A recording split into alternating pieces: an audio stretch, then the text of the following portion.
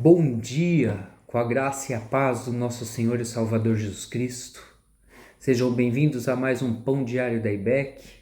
E hoje eu gostaria de pensar com vocês a respeito de consequências, ou seja, coisa que nós colhemos a partir de decisões que nós tomamos. E o texto de Provérbios, no capítulo 7, a partir do verso 6 até o verso 9, diz assim: Da janela da minha casa olhei através da grade e vi entre os inexperientes, no meio dos jovens, um rapaz sem juízo. Ele vinha pela rua, próximo à esquina de certa mulher, andando em direção à casa dela. Era crepúsculo, o entardecer do dia. Chegavam as sombras da noite, crescia a escuridão. E o texto ele continua dizendo que aquele jovem vai em direção à mulher, é seduzido por ela e acaba caindo em algo que a palavra de Deus dizia que ele não poderia cometer.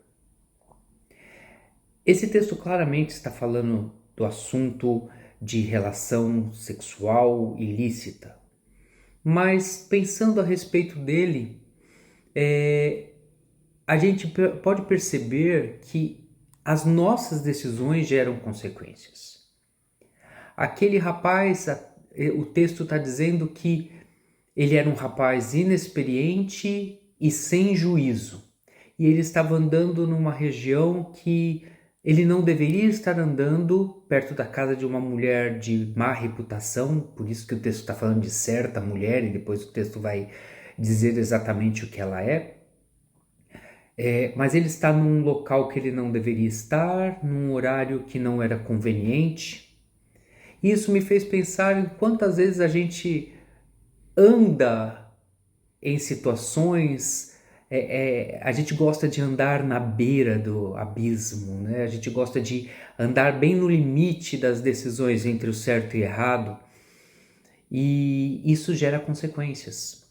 As nossas decisões que nós constantemente tomamos e que nós não deveríamos ou não precisaríamos tomar e sentir as consequências, na verdade elas estão constantemente aí. O que nos cabe fazer então? Será que nós não precisamos refletir um pouco mais a respeito das decisões e perceber se é conveniente ou não é conveniente estar em certo lugar, estar perto de certas pessoas, tomar iniciativas, fechar aquele contrato ou ir a um determinado lugar?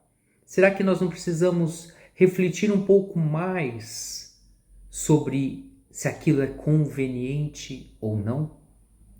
Esse jovem claramente ele cai em algo que não era para ele ter caído e sofre consequências que não era para ele ter sofrido.